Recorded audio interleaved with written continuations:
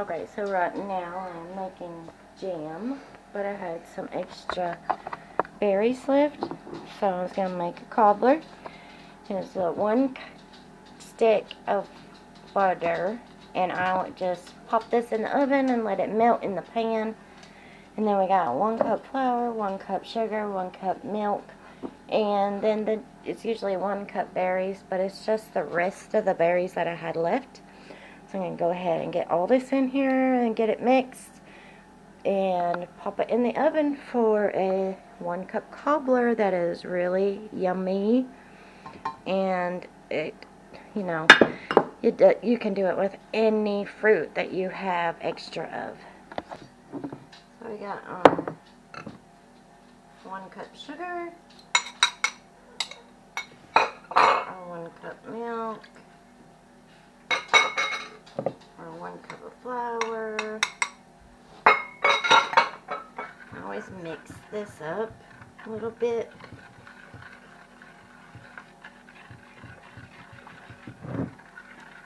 Careful, the pan is warm if you put it in the oven to melt that butter.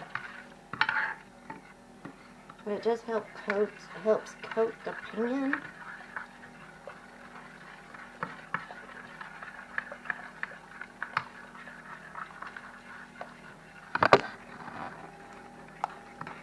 And this doesn't have to be very smooth, it's just make sure it's mixed.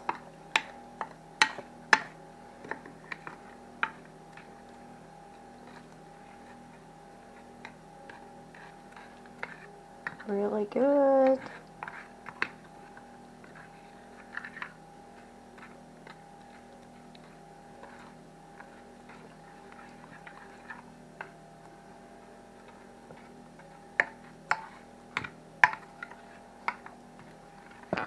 And we're going to pop these berries in there.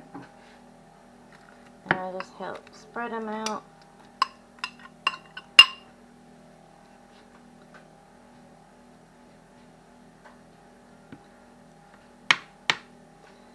And then, ready for the oven. And the oven's set at 375. I do it on convection bake. So do it on convection bake, so it's not going to take that long. But I'm going to go ahead and get this in the oven and start the jam.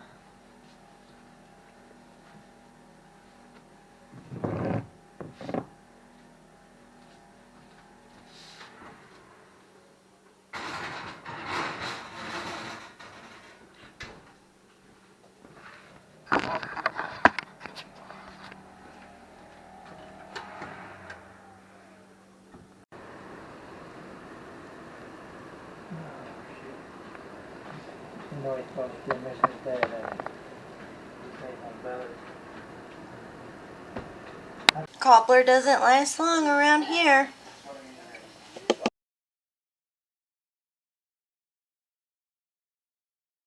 Okay, we're making blackberry jam and strawberry jam. Okay, I got my blackberries. I already got the strawberry jam done. Yay. And I got all the stuff I need. I am doing a half a batch, so it's 3 cups of sugar and just 4.5 cups of berries, because I didn't have enough berries to make a full batch, but that's fine. So I am making this without fruit pectin, which the fruit pectin is actually in the berries. If you crush them, that will release the pectin to make jam. We are making jam, so it will be seeded, but you can, if you choose not to have a recipe that was pectin free, you can buy fruit pectin at the store. It does take just about as much sugar with this, but then without. I use this sometimes, but this time I'm doing an old-fashioned way. It's good to know each way That way, when you don't have fruit pectin and you have an abundance of fruits, you can still make jelly, jams, what have you.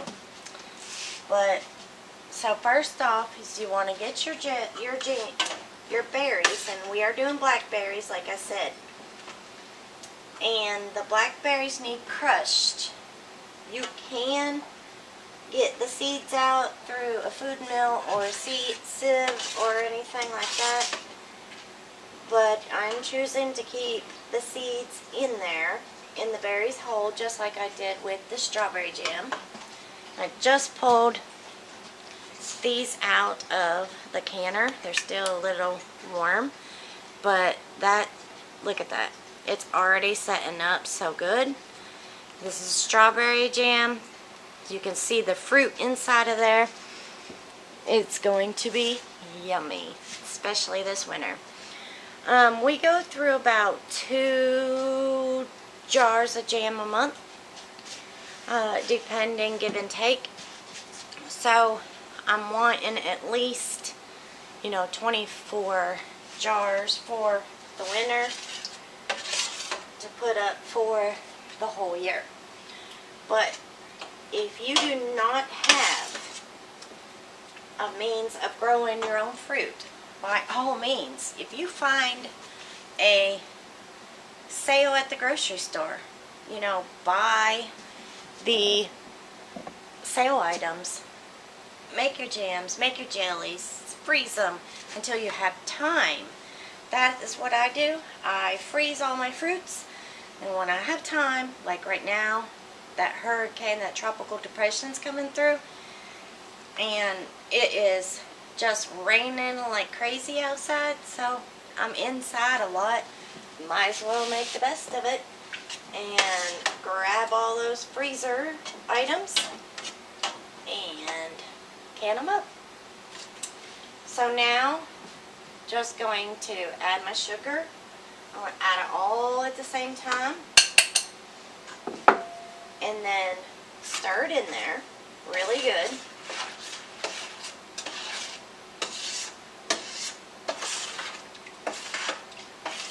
And it's going to dissolve.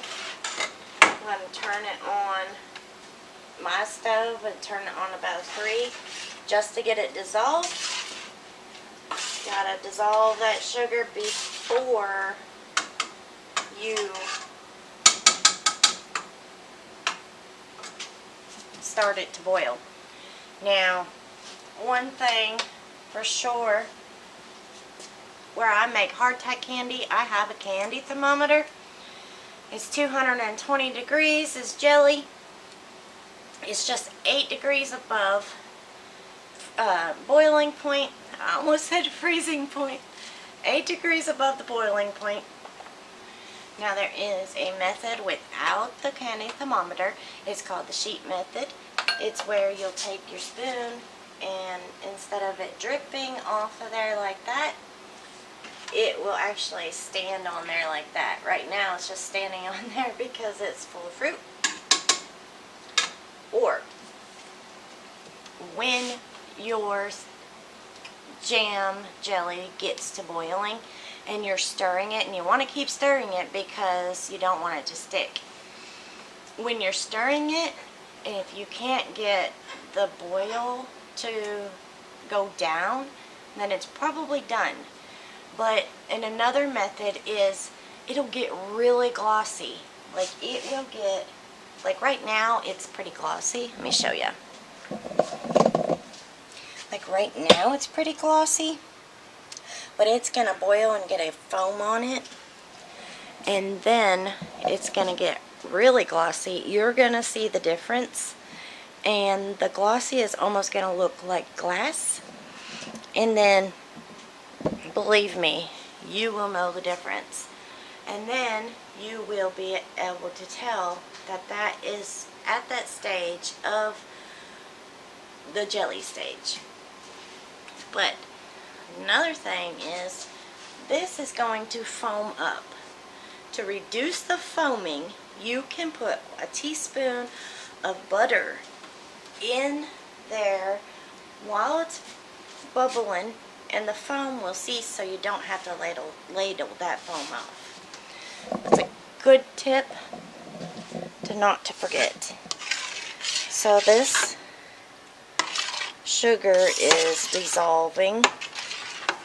This sugar is dissolving really, really well. And I'm going to change camera batteries, and then we should be just about boiling. Don't forget to stir your jelly. So here is the mixture almost to a boil. And you see how it's getting that foamy stuff on it. It'll foam really big if you don't put the butter in it or stir it constantly. So I'm going to put the butter in it in just a few minutes, right at that boiling stage, and that's when I will put the thermometer in also, so that I can keep an eye on the temperature.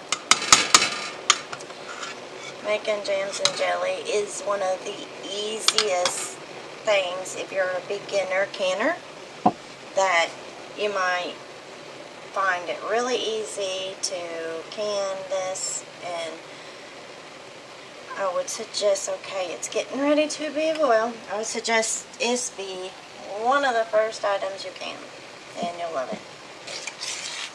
Just getting to a boil now, so I'm going to put my butter in it so that it doesn't foam anymore. Sorry about that.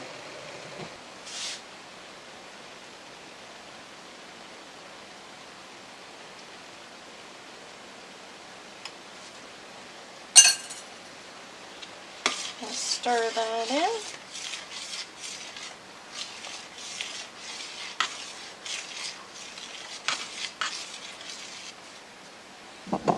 You're going to find that it really reduces the foaming. You try it without the butter and then try it again with it, and you'll see what I mean. I'm going to go ahead and put my thermometer in here. And it is a rapid boil.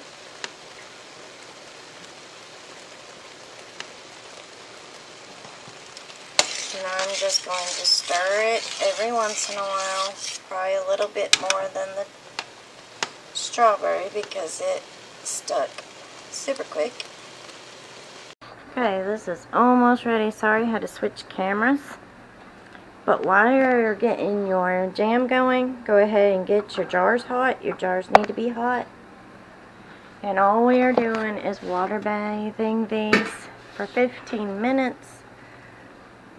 Per little jelly jar. And these are the gorgeous strawberry jams already done. So you'll need your funnel, your ladle, your rag, and this is almost at temperature. Got 5 more degrees. But let me show you if you can see how it's getting really glossy. And it's just running off the spoon still, so the sheet method is it's nothing right now. This is a sheet method. If you do like this and it just runs, that means it's not ready.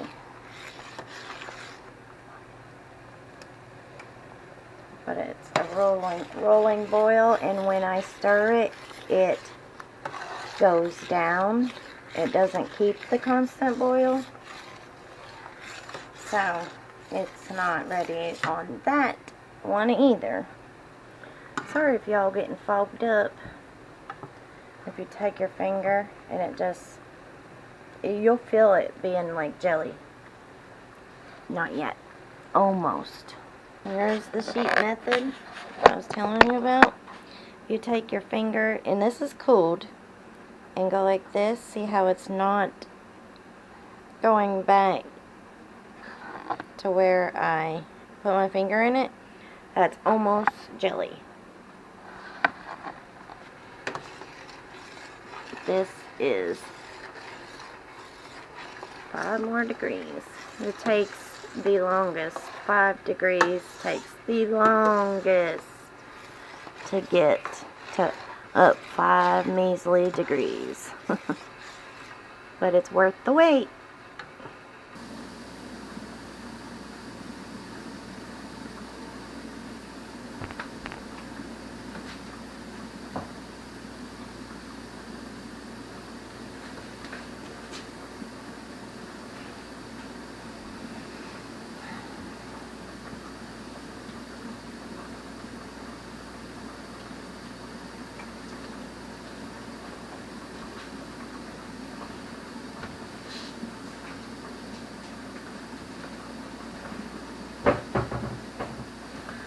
Watch a pot, it never boils.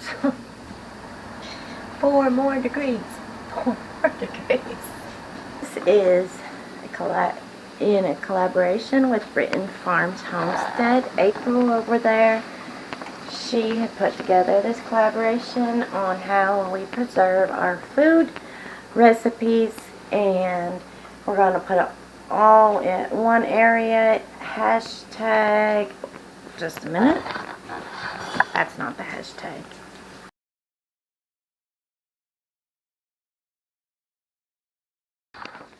So yes, April, thank you over at Britton Farms Homestead for inviting me to do this. That's all I've been doing for weeks is canning, and I am pleased to show you how I do our jellies right now.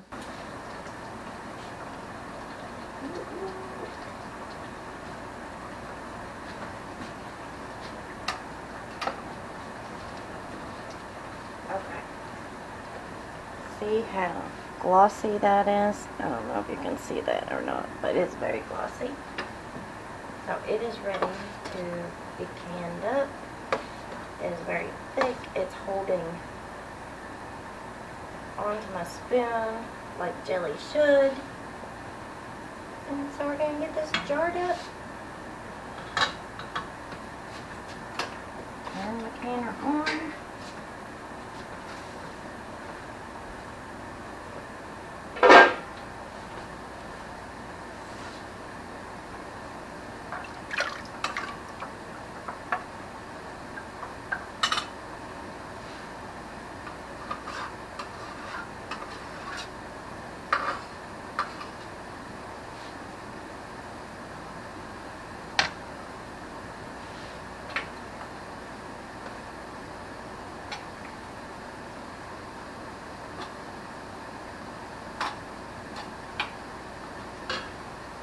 I just leave very little headspace,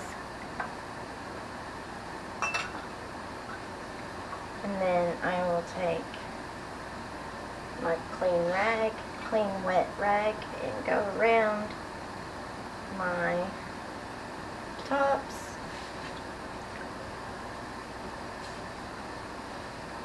Get a lid and a ring, and pop it in the canner. Simple as that. And this is going to process, I think, 15 minutes.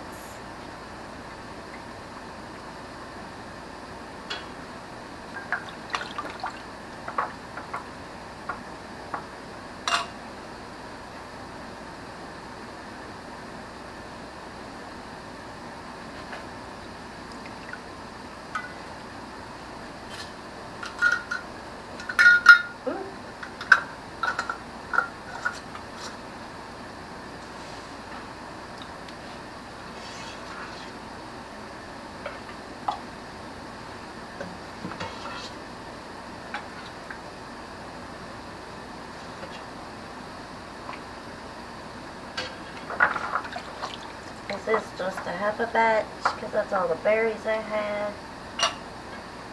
So we're going to see how many jelly jars it will provide.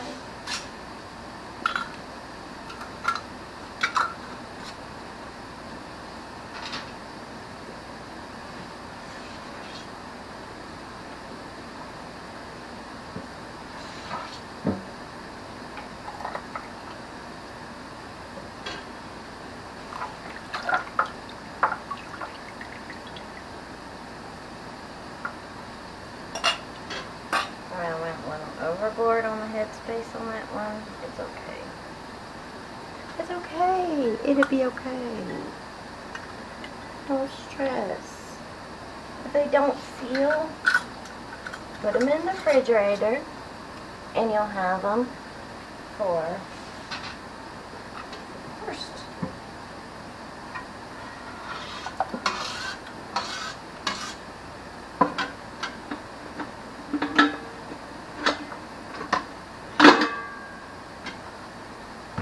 Also what I do with everything. I'm going to get 4 little jars out of this. Put these up here. Those are still clean.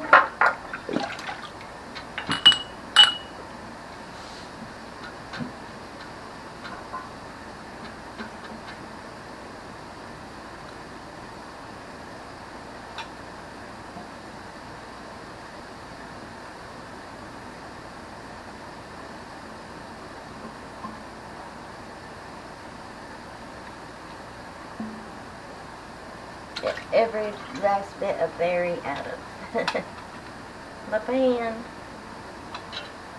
So it really makes it worth it picking those berries in the heat.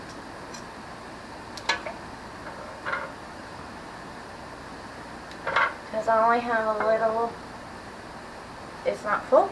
This one will go in the refrigerator and we will enjoy that first. Out of that little half a batch, I got 4 jars, which is perfect. I will get them canned up. Get some more water in there.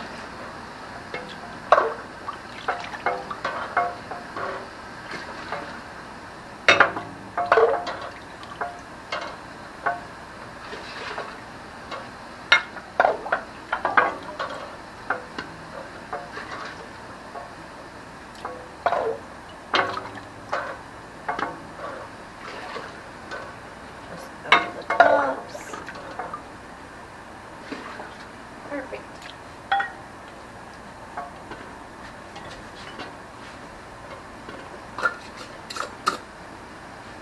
This is going to go in the fridge.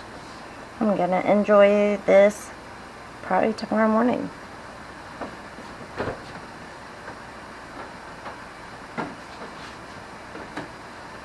I have a half a jar of blackberry and a half a jar of my strawberry jam that I just did. So, have 2 half jars. We'll enjoy these.